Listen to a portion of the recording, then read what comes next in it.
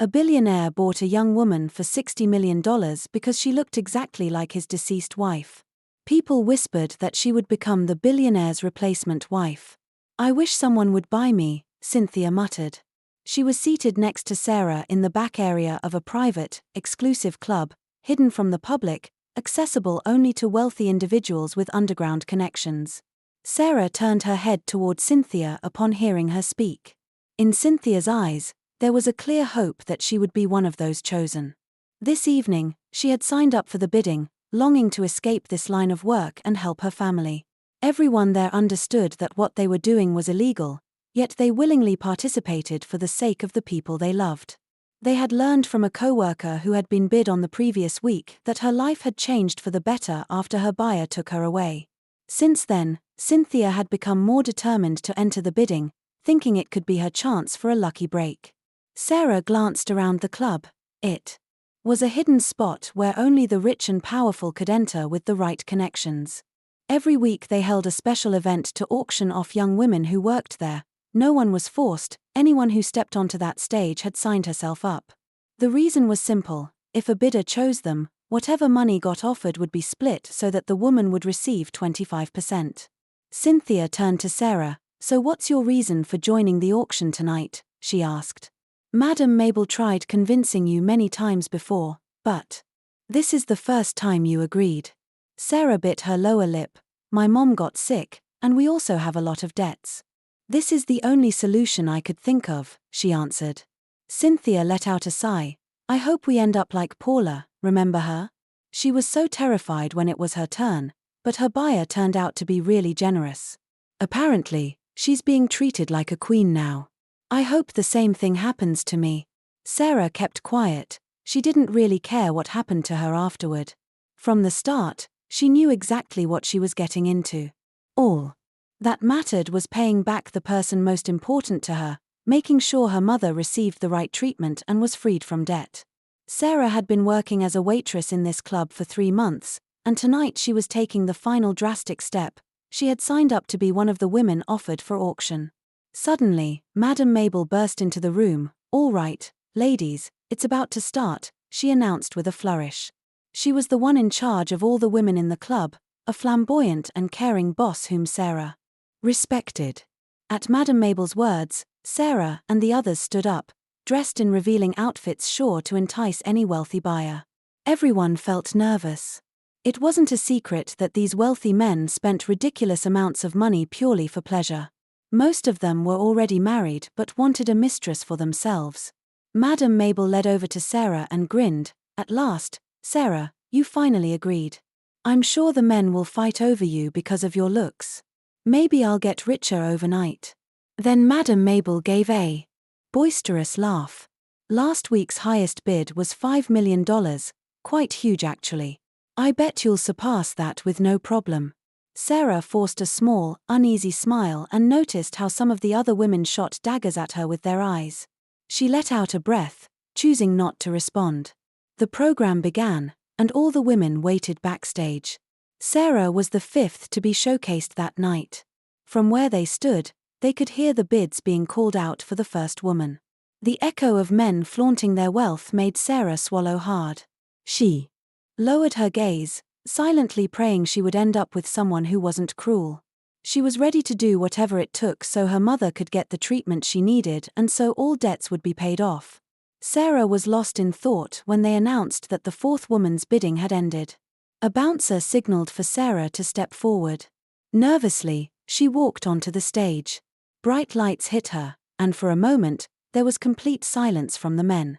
Reaching the center, Sarah opened her eyes, looked out at the crowd, and gave them a tentative smile. She saw jaws drop. "All right," one of the organizers said, "our final lady for tonight is Miss Sarah." An older man in the audience laughed. "Why show her last? I've already picked someone." Madam Mabel laughed at his comment. "Calm down, gentlemen, her name is Sarah, and she's our last lady for tonight. Let's start the bidding." A man off to the side raised his hand. He was an older gentleman leaning on. $2 million for Miss Sarah. "Wow, $2 million right off the bat, Mr. Carter," Madam Mabel exclaimed. $2.50 came another voice from a slightly younger man whose bald head gleamed under the lights. I'll offer $3 million, another man drawled, flashing a grin. $4 million, the older bidder shot back, clearly annoyed. Madam Mabel almost choked on her breath. Oh wow, $4 million. She seemed convinced that might be the highest bid. $5 million, barked the bald man, licking his lips with a triumphant expression. I want that girl. It's obvious she's never been displayed before, so I'm taking her no matter what. Sarah's hands began to tremble. Her heart pounded at the thought of someone being willing to pay millions just to have her. $5 million for Miss Sarah. Anyone else? Madam Mabel called out. She paused, going once, going, $10 million, the older man spat out in a final act of defiance. He even threw his cigarette to the ground in irritation. Madam Mabel's eyes nearly popped out of her head. Sarah felt a rush of adrenaline. If she got $10 million, her 25% cut would be enough to pay for her mother's hospital bills and all those debts that had been burdening them for so long.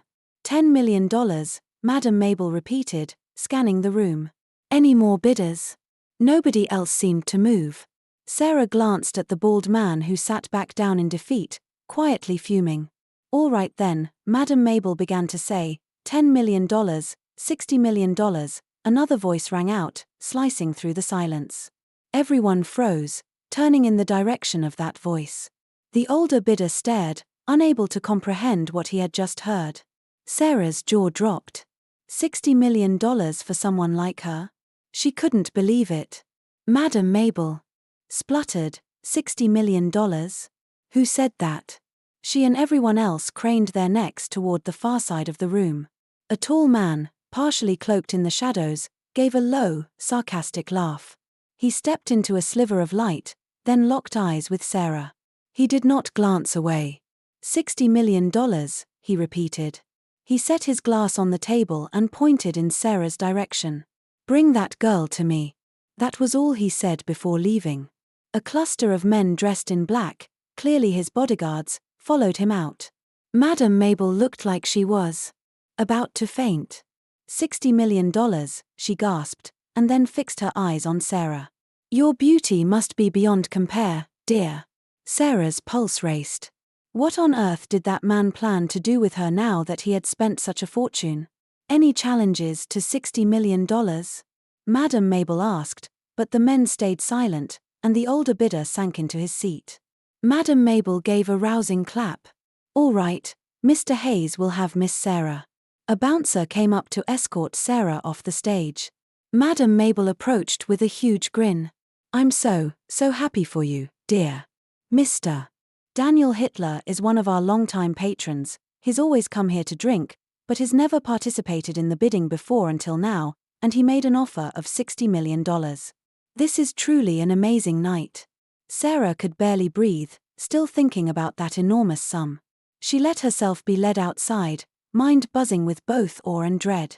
No one had dared compete after the bid hit $60 million, probably feeling it was no longer worth it.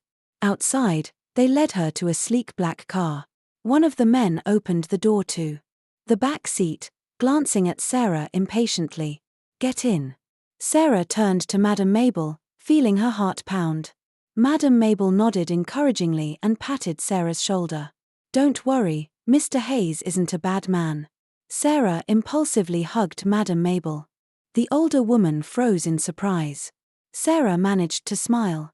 Thank you for everything, Madam Mabel, for taking care of me, she said softly, then got into the car. The door shut behind her. Inside, she instinctively clutched herself the moment she realized she wasn't alone. Sitting on the other side was the man who had purchased her, Daniel Hayes. He gazed at her with a cold, unreadable expression. Miss Sarah, he said, his voice low. From this moment on, you belong to me. You won't be returning to your family. Sarah's shoulders tightened. It didn't surprise her that he intended never to send her home, not for $60 million. She lowered her head. I understand, she managed. He narrowed his eyes. You really don't care. If I hadn't bought you, you'd have been fine never seeing your family again. Sarah fumbled for words. If that's what the buyer wants, sir. Why were you in that place to begin with? He asked quietly. You didn't seem like you belonged there. She blinked. I just needed the money for my mom's treatment and to pay her debts. Daniel held her gaze for a moment, then motioned to the driver to start the car.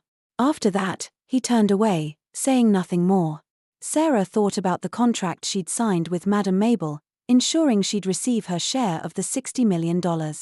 Madame Mabel had promised to send it straight to Sarah's mother. That was the real reason Sarah had signed up for the auction in the first place. After a tense silence, Daniel finally spoke. You look exactly like her. Sarah stared. Like who? My dead wife, he said quietly. He turned toward her. You look exactly like Allison. That's why I bought you. Sarah felt her jaw drop. You spent $60 million just because I look like your wife? Yes, he frowned. You'll be her replacement. You will be the billionaire's replacement wife. Daniel Hitler brought Sarah to his massive estate in an upscale area of New York. His entire family was stunned the moment he introduced Sarah, an American woman who looked so much like his deceased wife. Sarah sat stiffly on a plush sofa in the grand living room, aware of how the rest of the family glared at her. Are you out of your mind, Daniel? Judith Hayes, his mother, scolded him. $60 million for this girl? She gripped her son's face between her hands, eyes filled with sympathy.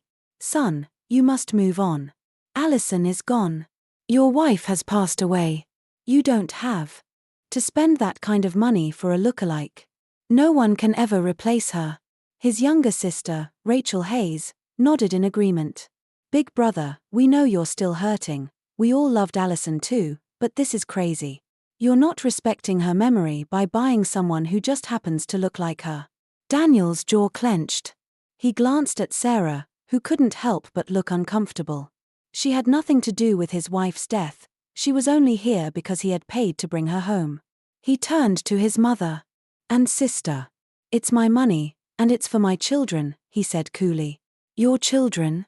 Judith repeated in disbelief. Exactly, Daniel replied, ignoring the horrified expression on his sister's face. Nanny, would you please bring Ariana and Kim here? I want them to meet someone. Son, Judith protested, but Daniel brushed her off and knelt next to Sarah. She looked uneasy as he lightly touched her hand. I'm introducing you to my children. If they like you, I'll marry you. If they don't, you can go home, and no, I won't ask for my money back. Sarah's eyes widened. So if they don't like me, I can just leave. He nodded. Yes. She suddenly blurted, well then, I hope they don't like me. Everyone stared at her, stunned. Sarah fell silent, biting her lip, realizing how disrespectful that sounded. Moments later, hurried footsteps approached. Two kids ran into the living room, squealing, Daddy. They leaped into Daniel's arms as Judith and Rachel stepped aside. Dad, you're home. Ariana said, eyes sparkling. You're not busy anymore? Daniel cleared his throat. I'm here because I want you both to meet your new mommy. Kim's face fell. No one can replace our mom, even if she's in heaven now. Ariana nodded fiercely. We don't want anyone else. Daniel glanced at Sarah. She had been looking down, feeling awkward when suddenly both kids noticed her. Ariana's eyes widened, and Kim's mouth dropped open. Mommy, Ariana whispered, tears welling up. It's Mommy. The two children lunged toward Sarah and wrapped their arms around her. Sarah froze in shock, looking at Daniel with alarm. He spoke softly. She looks like your mom. Ariana began to sob. Why did you leave us, Mommy? We thought you were gone forever. Kim's teary voice joined in. Please don't leave us again. Unsure of what to do, Sarah blinked hard. She felt sorry for these kids. Carefully, she patted their backs. She could hear Judith sniffling nearby. Apparently even the older woman was moved. Rachel looked away, not wanting to watch, but it was obvious her emotions were stirred as well. Sarah tried to remain composed. Thinking about how deeply this family missed Allison, Daniel observed the scene with a distant sadness. He understood his mother's and sister's reaction. They adored his late wife, but he couldn't stop himself from reaching out for any chance to see Allison's face again, even in another woman. As a billionaire who had lost the love of his life, he was willing to try anything for his children's happiness. Sarah stood there, arms around the weeping children. It was heartbreaking. She whispered, "I'm not." "Really you're no," Ariana insisted, hugging Sarah even tighter. "You are our mommy." Kim nodded frantically. "You look just like her." Judith cleared her throat. "Allison passed away a year ago. She's gone," she told the children gently. "Sarah here just happens to look like her." The children clung to Sarah, refusing to let go. Daniel spoke up, "Don't worry, Ariana and Kim, she won't leave you again. I promise." He locked eyes with Sarah. "And you're going to marry me, Sarah. That's what comes with the $60 million. Sarah let the thought sink in. She had effectively been bought to fill the void left by Allison. She tried to swallow the lump in her throat, telling herself that her mother's medical bills would be paid, her debts gone, her life changed. She could endure this if it meant saving her mother. Later, the emotional scene wound down, and the children were coaxed to bed. They cried, terrified Sarah might vanish in the night, but eventually fell asleep. Daniel took Sarah to a bedroom. "Why is she staying in Allison's old room?" Judith demanded. "That's disrespectful, and it's not healthy for anyone." Rachel nodded. "She's not Allison, so why make her stay here? Please, brother." Sarah shrank back slightly, remembering that this was indeed the room of a deceased woman. The very idea of sleeping where Allison once slept gave her chills. She blurted, "I'm sorry, but yes, I can stay in a different room. This is really weird." Daniel didn't back down. "It's final, Mom, Rachel. Don't interfere. I'm marrying her on paper, and I expect everyone to respect my decision." His mother and sister stared in disbelief as Daniel all but slammed the bedroom door in their faces. Sarah turned to him. "I get that you bought me, but this is just bizarre. Are you trying to scare me?" His gaze didn't waver. "Make yourself at home here. Make yourself worth the money I paid." She jumped at the sound of the door locking behind him. She was left alone, trembling at the idea she was in Allison's bedroom. Sarah paced around, her nerves on edge. She tried to steady her breath. "Miss Allison, please don't haunt me," she muttered under her breath as if the spirit of the late wife could hear her. "I didn't ask for this. Your husband forced me to stay here." She sank onto the bed, her legs still shaky, imagining that if Allison's spirit were truly watching, she might be furious. Sarah was about to lie down when she noticed a framed photograph on the headboard featuring a strikingly beautiful woman who indeed looked so much like Sarah. Gasping, Sarah jumped up and pressed a hand to her racing heart. "Oh my God, we really do look alike," she said on under her breath, moving closer to the photo. The woman in it had fierce eyes and a sharp, serious gaze. It felt like she was staring right at Sarah. "Wow, this is like looking in a mirror." In that tense moment, Sarah heard a man's voice echoing in her mind. "Allison, I love you so much." She winced, clutching her head. A sudden pain flared behind her eyes, making her stumble. "Ah," she groaned. When her vision cleared, she glanced around the empty room, heart pounding. "Stop scaring yourself," she scolded herself. Her headaches had plagued her since she'd once hit her head badly, and she never had enough money for proper medical treatment. Her mother had done what she could, but the pain recurred sometimes, occasionally causing fainting spells. Sarah forced herself to breathe slowly and calm down. Spotting a telephone in the room, she picked it up and dialed a number from memory. Madam Mabel answered right away. "Hello, who's this?" "It's me, Sarah," she replied, relieved. "Oh, Sarah, how are you? Are you all right?" "I'm fine, Madam Mabel. The man who got me is a bit strange, but anyway, about my 25%, are you going to give it to my mom soon?" "Of course, Sarah, don't worry. I'll take care of wiring the money, and I'll make sure she gets medical attention."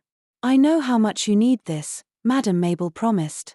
Sarah felt a wave of gratitude. "Thank you so much, and please don't tell my mom about what really happened, okay? Just say I found a job." "Of course, sweetheart, That's exactly what I'll do. I'll call you once everything is settled with your mother's treatment and the debts. Sarah exhaled in relief, thanking her again before hanging up. Early the next morning, she woke from a nightmare, drenched in sweat. She kept seeing the same strange dream of being in a car crash, one so vivid it rattled her every time. She couldn't explain why it felt so real. She headed downstairs to the dining area. Ariana and Kim were already there, eagerly digging into breakfast. Upon seeing Sarah, they jumped from their chairs and ran to greet her. "Mommy," they shouted in unison, clinging to her. Sarah blushed, fully aware that Judith and Rachel were both glaring. She carefully greeted them back, noting that even some of the household staff, like the nanny who managed the household, were eyeing her curiously. "Children, let her sit," Judith said sharply, standing up from the table. "I've lost my appetite." The older woman placed her napkin down and walked off. Rachel crossed her arms. "I also have no appetite." Then she glared at Sarah. "Just remember you're not Allison, and you never will be." Sarah lowered her head as Judith and Rachel strode away. She sighed, then forced a smile, sitting with the kids. "Are you two enjoying breakfast?" Ariana beamed. "Yes, Mommy, eat with us." Sarah began to fill her plate. She noticed a delicious-looking dish of shrimp and reached eagerly for one. She had never eaten shrimp before and it smelled fantastic, but as she was about to place one on her plate, Ariana grabbed her hand in alarm. "Mommy, don't eat that. You're allergic to shrimp," Ariana said urgently. Sarah paused. "Allergic? I've never." "She's not your real mom," Rachel interrupted from across the room, having lingered just a moment longer. Allison was allergic to shrimp, but Sarah might not be. "Go ahead, try it." Sarah noticed the nanny giving her a worried look, but she shrugged it off. She put a shrimp on her plate and took a bite. "It tastes great," she said, smiling. "I don't feel anything." Rachel sneered. "See, not the same," she muttered, but a few seconds later, Sarah began to cough, her face turning red. "Oh my gosh," Rachel shrieked. "She is allergic. Nanny, call a doctor." Ariana and Kim started crying as Sarah wheezed, suddenly struggling to breathe. The nanny rushed to her side, pulling some medication from a nearby cabinet and handing it to Sarah, who swallowed it with shaking hands. Slowly, her airways cleared, though her heart still hammered. The commotion brought Daniel and Judith rushing in. "What's going on?"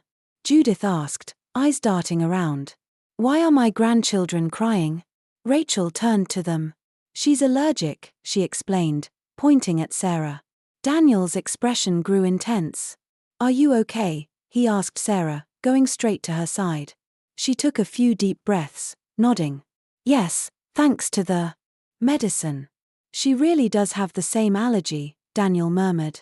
Allison had the same reaction. "That's enough," Judith barked, her voice echoing through the room. "Ull is gone. Don't treat this woman like she's Allison. This nonsense has to stop." Daniel's face hardened, but he said nothing. Sarah realized that for a moment, he'd been hopeful she was just like his late wife. Judith's words hit him, and he backed off, helping Sarah stand while the nanny comforted the children. The rest of the day was tense. Daniel left for work, and the children went to school. Sarah didn't dare leave the house. She had no idea what sort of trouble she might stir up if people realized she looked exactly like the deceased Mrs. Hayes. Instead, she stayed indoors, quietly avoiding Judith and Rachel, who clearly despised her. 2 weeks went by. Sarah found that despite all the awkwardness, she settled somewhat into this strange new life. She had fine clothes, delicious meals, a luxurious room, even if it still unnerved her at times, and the children adored her, showering her with constant affection. They always demanded to sleep in the same room, clinging to her like she would vanish overnight. Judith and Rachel maintained their distance, only speaking to her when absolutely necessary. During this time, Sarah officially signed marriage papers. Daniel insisted on it. She silently understood he was still grieving Allison, possibly seeing Sarah as a replacement for his own comfort as well as for his children's. She was, in effect, a purchased stand-in. One evening, Sarah lay in bed. Staring at the ceiling, trying to banish all thoughts of ghosts and vengeful spirits. She was finally drifting off when the bedroom door flew open. Daniel stood there, smelling of alcohol, his expression stormy. She shot up, alarmed. What? What do you need?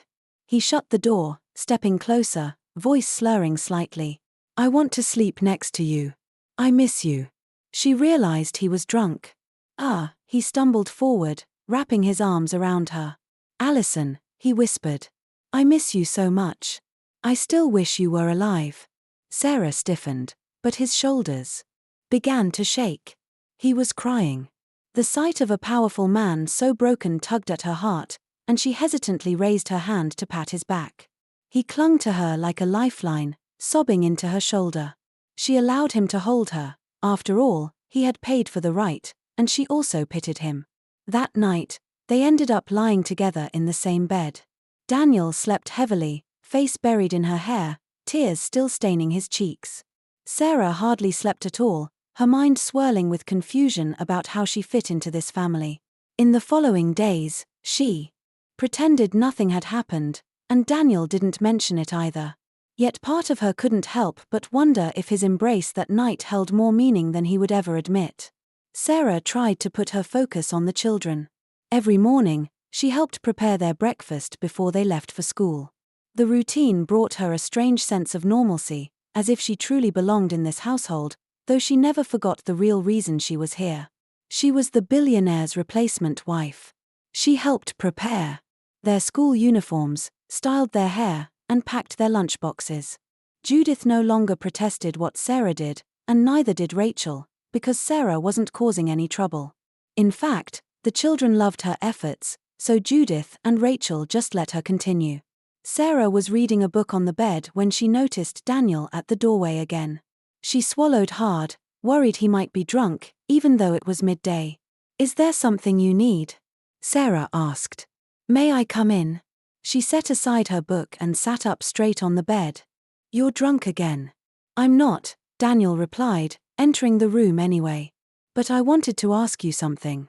Did I do anything strange the last time I came here drunk? Sarah hesitated. No, you didn't. Daniel took a seat next to her on the bed. All right. I know this sounds crazy, but could I sleep next to you from now on? I sleep better that way. Sarah's eyes went wide. Well, you spent $50 million to bring me here, Daniel. You can do whatever you want. I'm not in a position to complain. Daniel sighed. Sarah, come on. You make it sound like I'd threaten you with a gun or something. She grew flustered. Sorry, I didn't mean it that way. Daniel's gaze softened. I took you out of that place because you look so much like her, and I miss her so much. Sarah felt a twinge of sympathy, though she wasn't sure why. So all you want is to sleep by my side? Nothing else? She needed to be sure. Yes. She exhaled.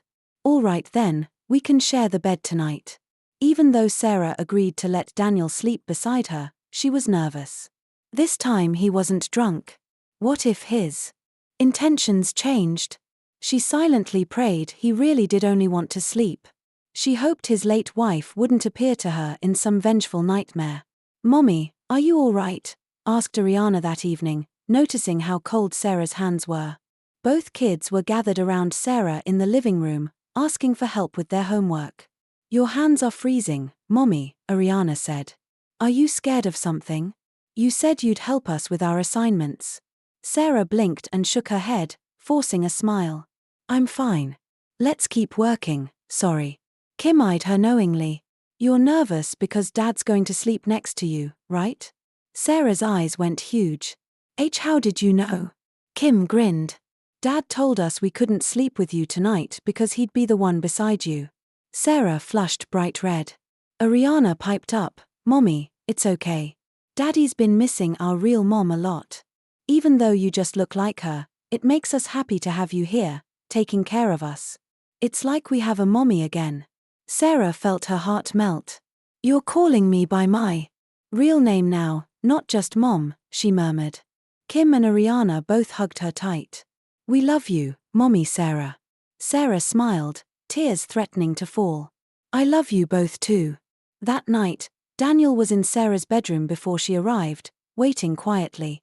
Time was flying. Sarah had now been in the Hayes household for a month, acting as both mother and wife in all but name. He watched her every move. When she finally came in with the children, after Sarah tucked them into their own beds and returned alone, he noticed she seemed lost in thought. She looked at him. "I'm going to get changed," she said, heading into the walk-in closet.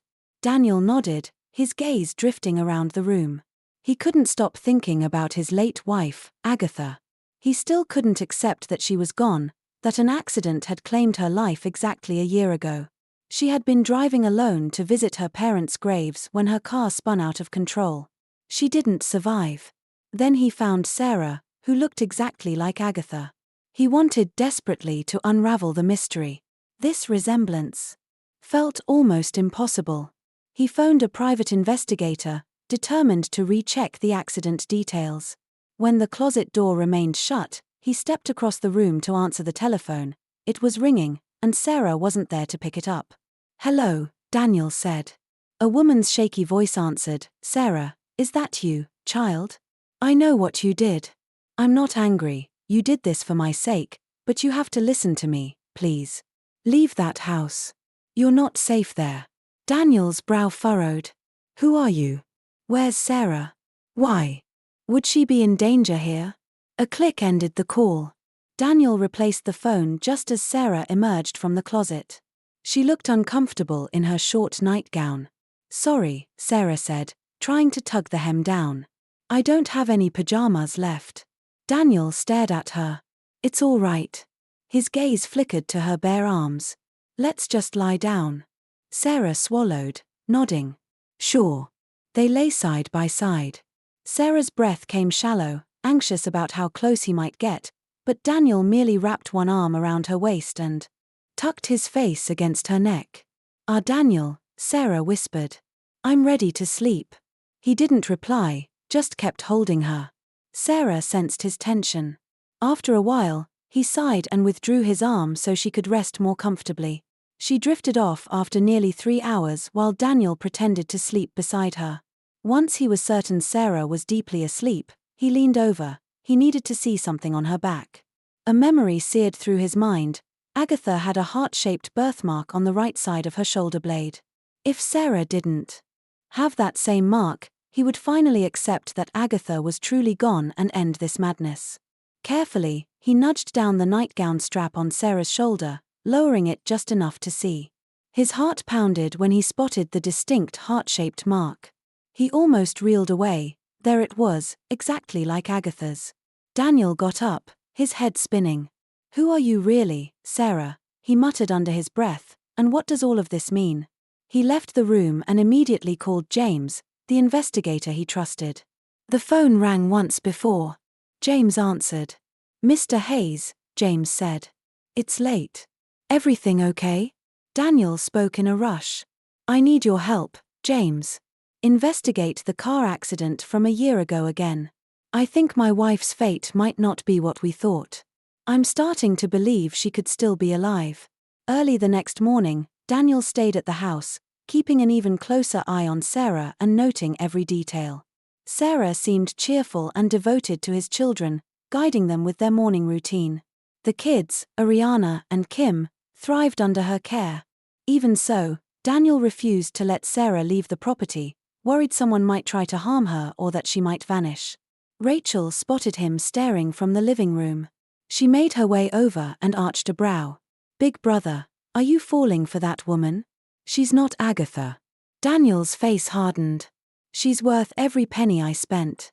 Look at the kids, Rachel. They're lively, they're studying hard, they're smiling again.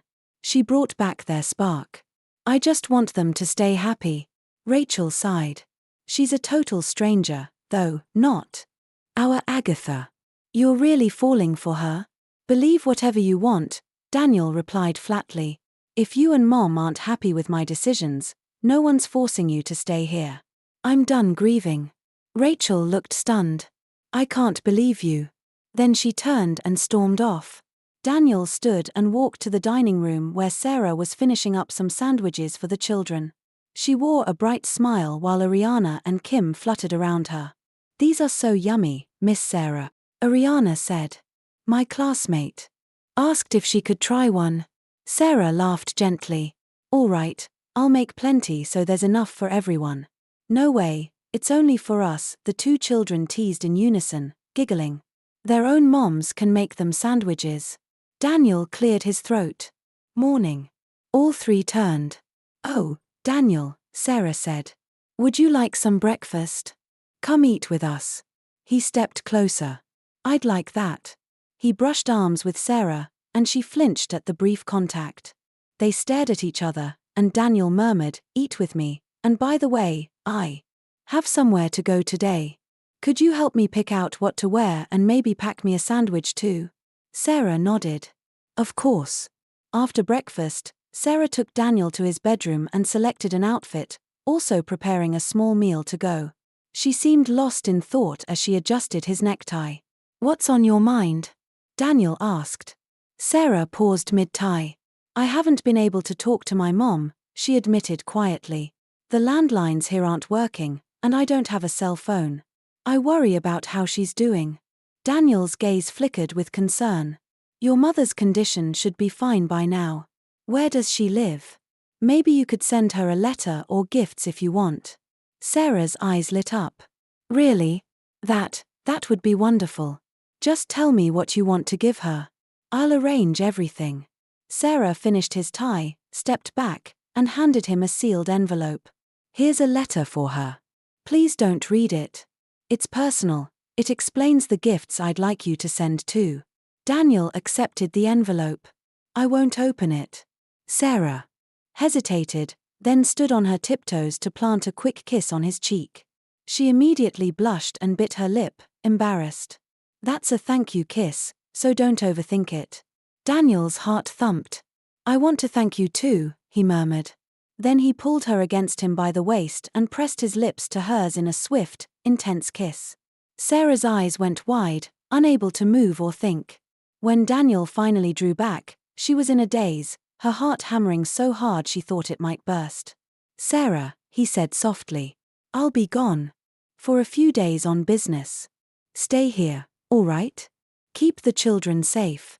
If you need me, you can call Rachel's phone. Sure, Sarah stammered, still feeling overwhelmed. Daniel left the mansion, and Sarah busied herself with her usual tasks, watering the garden and caring for the kids, but she couldn't stop replaying that kiss in her mind. Her heart wouldn't slow down. Part of her knew she was developing real feelings for him, which felt both thrilling and frightening. She went upstairs to her bedroom, planning to rest or read, but as Sarah entered, she nearly collided with Nanny Grace, who had just come out. Grace looked startled too. Oh, Sarah, Grace said. I came in to put away some freshly washed linens. The door was open. Sarah smiled. That's all right. Thank you for doing that. Grace's expression cooled. Don't try too hard to act like Agatha. You're not her. With that, she breezed past Sarah and left. Sarah just stood there, dumbfounded. She had known since day one that Nanny Grace disliked her, but it still stung to be reminded so harshly. Meanwhile, Daniel and two of his men had driven a few hours away from the city to a small, isolated cabin where Sarah's mother lived, or so Sarah believed. Daniel carried a box of gifts Sarah had prepared, and the investigator, James, was with him. James knocked on the door. A wary female voice called from inside, "Who is it?" She opened the door a crack, eyes immediately suspicious. Are you Samantha, Sarah's mother? Daniel asked, stepping forward. I'm not here to harm you. Samantha tensed. Who are you? I'm Daniel Hayes, the man who purchased Sarah, he stated bluntly. Samantha's eyes flew wide. You bought her? She tried to slam the door, but Daniel's hand blocked it, pushing it open so he could enter. What do you want? She cried, backing away. I'm defenseless against you. Daniel set the gift box on the table. I'm only here to ask you some questions. If you lie, I'll know. Are you truly Sarah's mother? Samantha bit her lip. Yes, that's right. Why? Before she could finish, her phone on the table lit up with an incoming call. Daniel glanced at the screen and recognized the caller ID, Grace. He picked it up before Samantha could snatch it away. Grace's urgent voice spilled out, "Samantha, are you there? Stick to our plan. If we're about to get thrown out, just take her and leave." They must never find out the truth, that the Suarez family's beloved Agatha is still alive.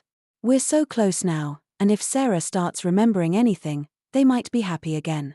Think of what the Suarez clan did to our sister in the past. We can't let them be happy. Daniel ended the call and held up the phone. What on earth is going on here? Explain, he demanded, glaring at Samantha. Tell me the truth about Sarah. Is she really my wife, Agatha? If so, who did we bury? Tears streamed down Samantha's face as she fell to her knees. I'm so sorry, she sobbed. My sister forced me to keep Sarah hidden after that car accident. She's not my real daughter. I found her near the crash site, unconscious. She had no memory of who she was. My sister hated your family so much that she wanted you all to suffer, believing Agatha had died. A burned body. At the crash site wore Agatha's clothes, so you assumed it was her, but Agatha was alive, just badly injured. Daniel's eyes burned with fury, heartbreak, and renewed hope. We already paid for a funeral, he whispered. We believed she was gone. Why do all of this? Samantha's shoulders shook. My sister blamed your family for our youngest sibling's death. She thought your parents were cruel and let our sister die without help, but it was never Sarah's fault or yours. My sister lied to me, manipulated me into hiding Sarah, and then Sarah lived with me for a year, calling me Mom. She's such a good person. I truly love her like my own daughter now, but yes, she's Agatha Hayes. Daniel's fists tightened. So my wife is alive. You have no idea how long I've prayed for this. He left in a surge of anger and triumph, determined that Nanny Grace would pay for her crimes. James followed. Samantha remained behind, sobbing in shame, while Daniel raced back. Sarah was still at the mansion, missing him more than she cared to admit. She was lying on the couch with Ariana and Kim resting beside her. They wanted to watch a movie with Mommy Sarah that night since it was almost Saturday. Suddenly, Judith's furious shout erupted from upstairs. Where are my diamonds? As Ariana and Kim sat up, Sarah got to her feet, worried. Rachel bolted out of her room. Mom, why are you shouting? My jewelry is missing.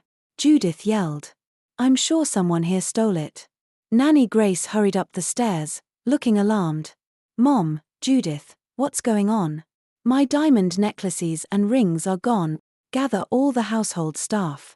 One of them must have taken it. Nanny Grace shook her head. They'd never steal from you. They've been here for years. Judith's eyes flashed. Then who else could have done it? Are you saying it's that woman's fault? She turned abruptly. Sarah, come here. Sarah had just stepped onto the second-floor landing. I don't know anything about. I went into Sarah's room to drop off fresh linens, Grace interrupted. And I saw some jewelry in her drawer.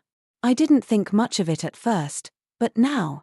Sarah's eyes widened in disbelief. What? I never put anything like that there. Judith marched into Sarah's bedroom, ripping open drawers. Sarah followed in a panic. Sure enough, Judith pulled out a necklace and matching ring. These are mine, Judith hissed. Sarah's heart pounded as Judith whirled and slapped her hard across the face. Sarah stumbled to the floor, too shocked to move. Even Grace looked taken aback that Judith had become so violent. Mommy. Ariana and Kim cried from the doorway, tears in their eyes. They rushed forward, only to be intercepted by Rachel and Grace. You're bad, Grandma, Kim shouted. Why did you hurt her? Shut it, Judith snarled, pointing at Sarah. She's a thief. Guards, drag her out of here.